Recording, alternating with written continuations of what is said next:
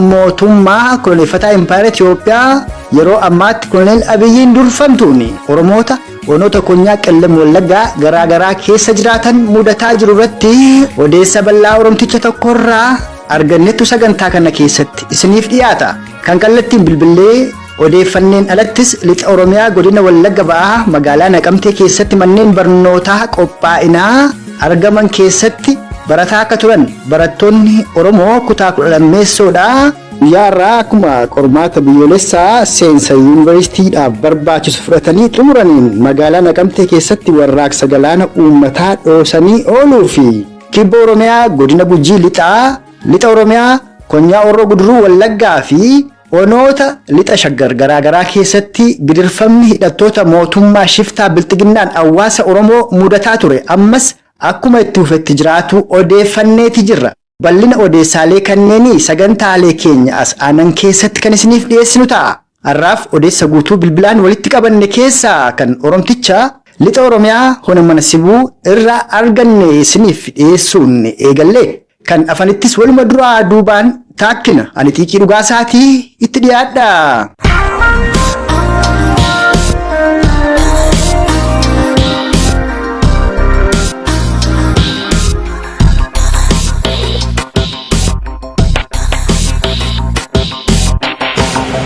Guyyaa kaleessaa kana lixa Oromiyaa godina Wallagga lixaa hona mana sibuu magaalaa Mandii keessatti dargaggoo Oromoo tokko badiidhuma malee rasaasatti roobsanii ajjeesan jedhu akkasuma gandeen hona mana sibuu kanneen akka Kaarrawaayyuu fa'aa kanatti Coommoo Daabbus fa'aa Beenguwaa Laga Dhoqqee fi kanneen biroo keessatti akkasuma bifuma wal fakkaataan dargaggoota Oromoo ajjeesanii gataa turanii ammas gataa jiru qabeenya saamuunis jabaateera jedhama. Mee jalqabaa dargaggoon Oromoo kaleessa magaalaa Mandii keessatti ajjeefame kun maqaan isaa eenyu kan ajjeese maalis gootee jedhaniitu mucaa ol adeemaa kana kan ajjeesan kanarraa nu himaa jalqaba.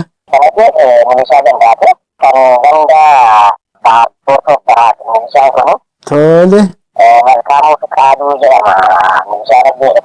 Mucaan ajjeefame dargaggeessa Eebbisaa Waaggaarii jedhamaadha kan hin dhaga'e. Tole meetti nuuf fufaa. Amma bakka uummanni akkuma gandoota amma ta'ee kana keessa adeemaa hojjechuudhaaf yookaan lamaa sadan kana keessa bakka itti lubbuu isaa itti kooluu gashatu yookaan gara baasii nuti qabee rakkataa jira. Maaliif uummanni kan lubbuu isaadhaa sodaatee lubbuu isaa bakka itti darbaa galfatu dhabe mee ona mana sibuu keessatti sababni maali? Bakka sababni sun kana mootiftanii karaa agarsiisan wanni jedhudha. Sababa kanaatiin abbaa barbaadan abbaa maddisiisuu kanatu akkuma barbaadan manaa fuudhanii kan ji'a shanii waggaa lama waggaa ji'a shanii kana eegu yoo barbaadan immoo maallaqa hedduu gaafatanii lubbuudhaan birrii hedduu hamma birrii kuusan kana gaafataatti harkaa fudhataniitu taappillaan maxxansanii gadhiisu. Namni kun saayikoloojikaalii fi sammuudhaan meeshaalee manaa fi maatii isaa qixeessaa dhabee hamma sadarkaa itti godaansa biyya biraa keessa galee dhugaadha kan isin amma jechaa jirtan kun yeroo garaagaraatti nus odeeffannoo Oromoo dhageessisaa turre inumaa gandeen ona mana sibuu qofa osoo hin taane gandeenuma lixa Wallaggaa kanneen akka hona Najjoorraati Baabboo Gambeelfaa Jaarsoo fa'aarraa baadiyyaa sana keessaa Oromoota qotee bulaa ukkaamsanii fidanii magaalaa Mandii kaambii Ababa Godaanaa ka jedhamu keessatti mana hidhaa argamutti Oromoota toora 270 ga'aniitu hidhaa ture.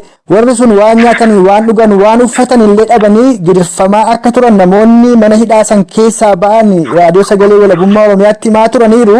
Mee kana bal'ina isaanuu ibsaa gandeen hona mana sibuudhaan ala eessa fa'aa fidaniitu hidhu hona mana sibuu keessatti. Hona mana sibuu keessaa immoo dararaan kun gandeen akkamii fa'aatti kan inni jabaate?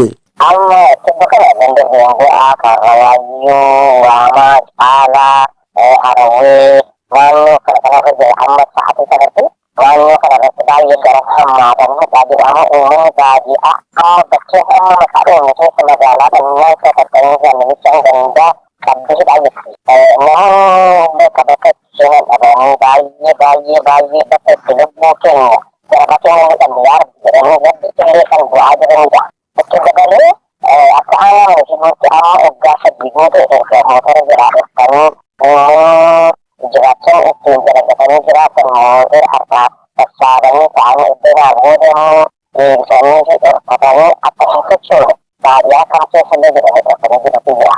Inni immoo taraa hawaasa jalaa saamuudha waajjira poolisiitti walitti qabuudha kun osoodhuma lixa Oromiyaatti hin jalqabinni godina Gujii ba'aa fi lixaa keessatti akka malee jabaatee ture inumaa mootora gara 200 ta'u godina Gujii lixaa kana kee iddoo tokkotti walitti qabanii yeroo isaan gubanfaatu jira. Isa sanatu lixa Wallaggaadhaa hona mana sibuu keessatti deemaa jiraadha kan itti jettu.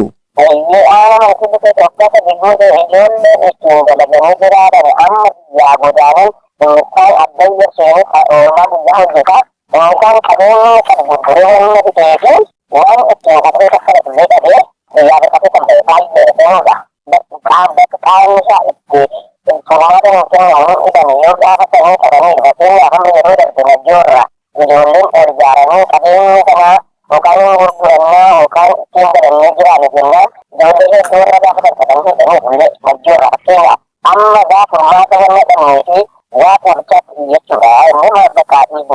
Egaa akkuma waliigalaatti guutuu Oromootu rakkoo keessa jira kan gara lixaa fi kibbaadhaa gara lixa shaggar kun akka malee yoo hammaatu maleessa mee amma rakkoodhuma sanarraa himuu qofa osoo hin taane maaltu fala maaltu furmaataatti adeebinu Oromoon erga gaafa koloneeffattoota mootota Bashaanii cabee biyyi isaa Oromiyaan dhuunfatamte jalqabee akkuma anaaf sin amma dubbataa jirru kanatti dhumaa jira dhumaa ture qabeenyi isaa saamamaa ture arra saamamaa jira as ga'e rakkoo amma Oromoof Oromiyaa mudataa jiru kanatti maaltu furmaata ta'uu danda'a jettanii yaaddu akka nama Oromoo rakkoo kana qooddataa jirutti.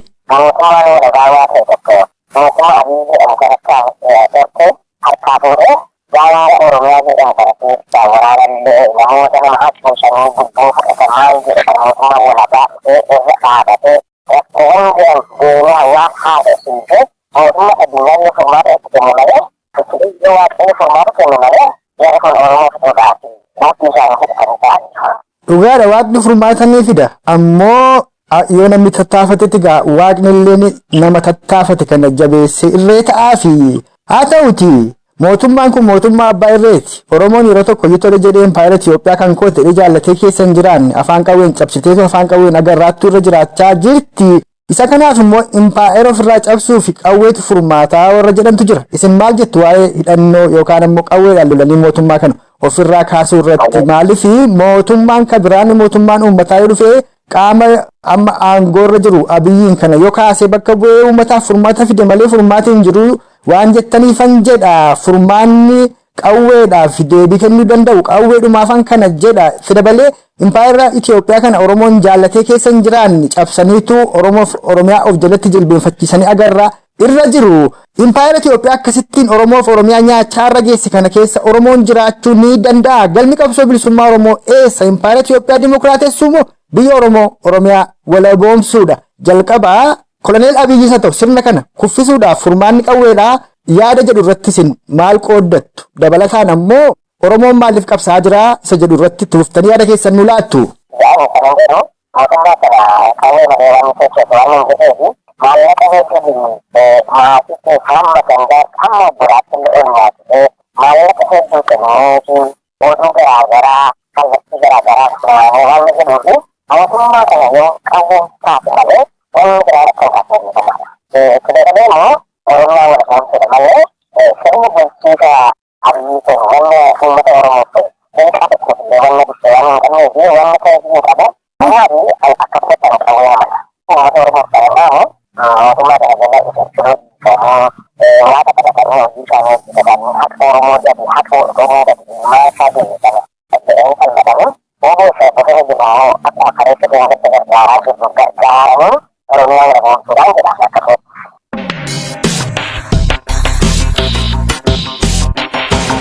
Kan amma dhageessan kun ajjeechaa suukanneessaa roobii kaleessaa bitootessa bultii 10 bara 2021tti lixa Oromiyaa konyaa Wallagga lixaa hona mana sibuu magaalaa Mandii keessatti qeerroo Oromoo ol adeemaa heebbisaa waaggaarii jedhamu irratti humnoota mootummaa nafxanyaan raawwate qoratuuf gamasitti bilbilee odeessa guutuu arganneef dhimma qabsoo takkaa'u galma qabsoo bilisummaa Oromoo irratti yaadaaf dhaamsa Oromticha hona mana sibuu irraa arganne san dhageessifneedha. Ammoo odeessa qarree bilisummaa Oromoo godina Walloo tokko irraa argannetu isaniif dhiyaata. Sunis muuziqaa ce'umsaa kana booda eegalammas turtiin keessan agamaa'ii kurfii keenyaatti nu faanaa ta'uun affeerraa keenya.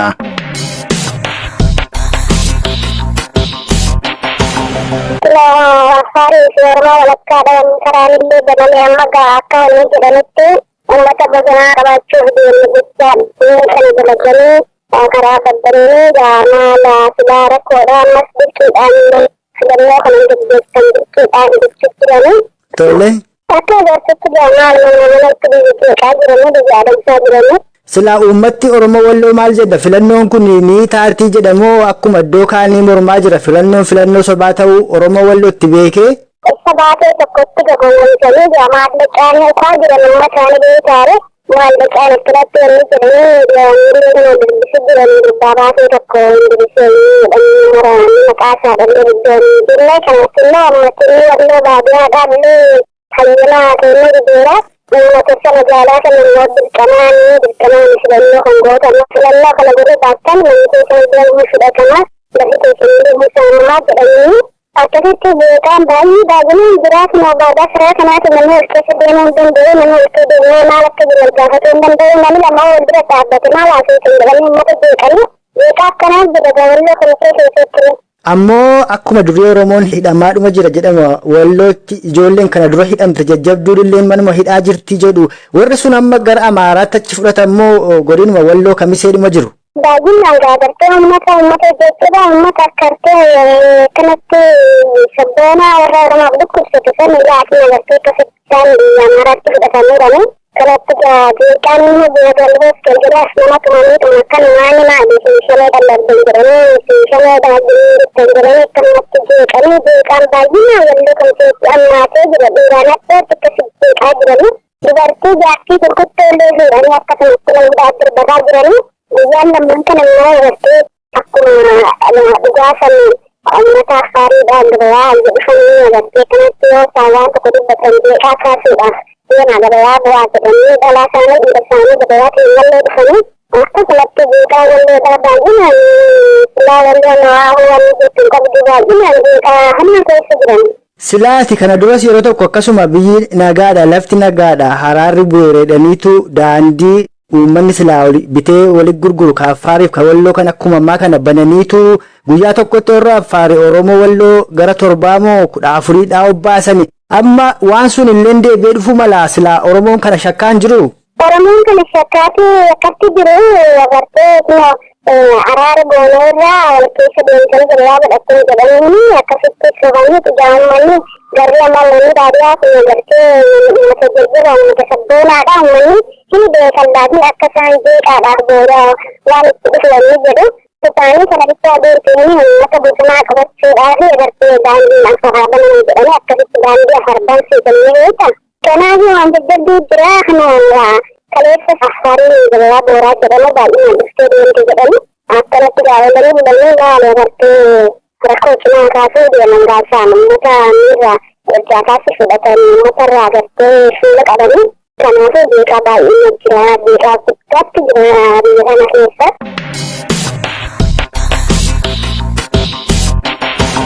Kan amma dhageessan kun shira kaaba Oromiyaa godinaa Walloo keessatti maqaa filannootiin hawaasa Oromoo Walloo irratti deemaa jiruu fi lolli kana dura Oromoota kaaba Oromiyaa godinaa Walloo keessa jiraatanii fi humnoota hidhatan humnoota mootummaa naannoo Affaariif Amaaraa gidduutti deemaa ture araaraan obba'ee jira jedhuun daandiin Walloodhaa gara Affaaritti geessu akkasumas Affaarii gara Walloo fidu banamuudhaan hawaasni walirraa bitee walitti gurguratuu danda'a jechuun humnoota naannoo Affaar kan mootummaan kunuunfataa Impaayera Itiyoophiyaa hidhachiise ammas hawaasa Oromoo Walloo irratti duguggaa sanyii akka gaggeessaniif haala mijeessaa jiraatu warraa irratti odeessa qarree Oromoo kaaba Oromiyaa godina Walloo irraa arganne san dhageessifneedha. Maa'ii irratti gidirfama Oromoonni onoota konyaa qellem Wallaggaa garaagaraa keessa jiraatan hidhattoota mootummaa nafxanyaa takkaa'u Koloneel Abiyyiin bobbaafamaniin mudataa jiru irratti odeessa bal'aa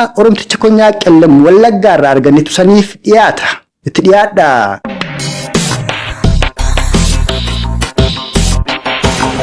haalli Oromoonni godina Qellem Wallaggaa hona Yamaaloogii walala hawaa qabanii fi kanneen biroolleen keessa jiran akkaan amaa akka ta'e maatii dargaggoota dhiyeenya kana magaaluma Dambidolloo mana hidhaa ganda duwwaa 3 keessaa baafamanii ajjeefamanii illee deebisanii qabanii torbee kana mana hidhaatti gidirsaa akka jiranidha kan dhaga'amu.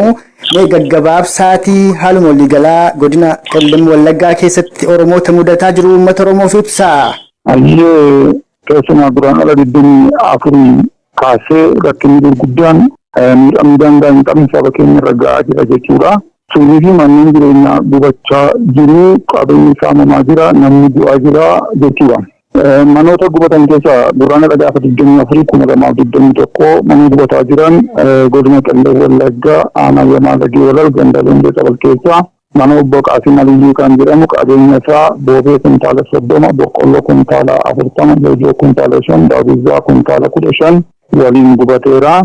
Akkuma ganduma Cabal bobbina tokkoffaa kan jedhamu sana diinee usuun kan jedhamu boqqolloo kuntaala 35, mi'a kiiloogiraama 1,000, boobee kuntaala 40, daawwizzaa kuntaala 12, loojoo kuntaala 12 fi eega gubanii booda ree afirimmoo jalaa dachaafataniiti gara mana isaaniitti kan deeman waraanni mootummaan bobbaase kuni. Ammas raamata dhagaa kan jedhamu akkuma boqqolloo kuntaala 47, mi'a kiiloogiraama 800, boobee kuntaala 43, loojoo kuntaala 6 fi teeppiif raadiyoo akkasumas soolaarii mana isaarra jirullee waraanni kun milishoota waliin wal ta'anii gara qe'ee isaaniitti gara mooraa isaaniitti guuratanii jiru jechuudha. Haaluma wal fakkaatu guyyuma sana Zambaabaa Ifaa kan jedhamu suuqii qinxaaboo kan qabu qarshii 36,000 eega isaanii booda kaardii moobaayilaa kan qarshii 10,000 mirriindaa samunaadhaa fi meeshaalee isaanii barbaachisu hundumaa mana san suuqii keessaa eega guutatanii booddee kanneen hafan immoo kanneen akka sukkaaraa, zayitaa, misira wantoota ittoo ta'an hundumaa waliin makanii faayidaan ala godhanii adeemanii jechuudha.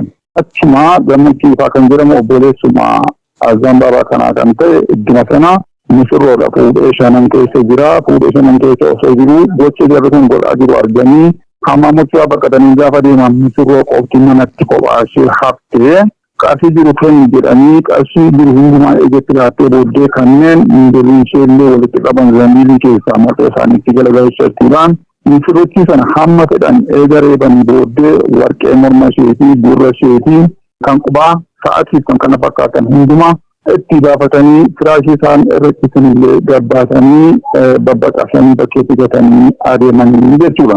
Gaafa guyyaa bitootessa 21 Iliyaas Andershaa Maariqoos Biraanuu kan jedhaman teessoon isaanii godina Qellem Wallaggaa aanaa Ga'oo Qebbee ganda Birii Maariyaamii kan ta'an manni jireenyaa isaanii gubatee jira jechuudha. Kanneen du'an immoo Amaanii Waaqjiraa fi Dhagaarraaqa kan jedhaman waraana mootummaa kanaan ajjeefamanii awwaalchalee dhabanii bakkeetti bineensi isaan nyaatee jira jechuudha.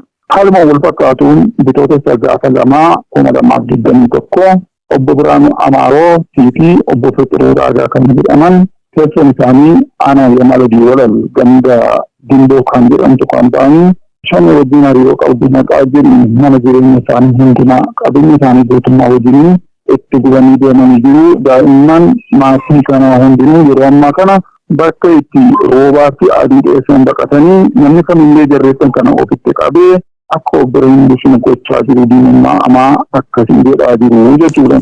Inni kan biraan obbo Qannata Soonee kan jedhamu godina Qellem Wallaggaa aanaa Qaarqee magaalaa Qaarqee kan ta'e buutikii mana uffataa kan qabu nama kana ganamaan mana isaatti dhiibanii akkanii finfinneetii jaleen konkolaataa dhaabbatanii qabeenya isaa hundumaa eega konkolaataatti fe'atanii booda kanneen suuqii keessatti hafan hundumaa immoo abiddaan eega gubanii booda mana isaa hundumaa caccabsanii bitanii adeemanii jiru jechuudha. Haaluma wal fakkaatuun namni Saadiq Naasir jedhamu bitootessa 21 guyyuma sana haadha isaa Hospitaala Dambidollootti yaalchisee osoo galaa jiru godina Qellem Wallaggaa aanaa Hawwaa Galaan qubattoota ganda 18 keessatti milishoota gandichaatiin ajjeefameeti jira jechuudha. Namni bahee galuu hundumayyuu dadhabee jira.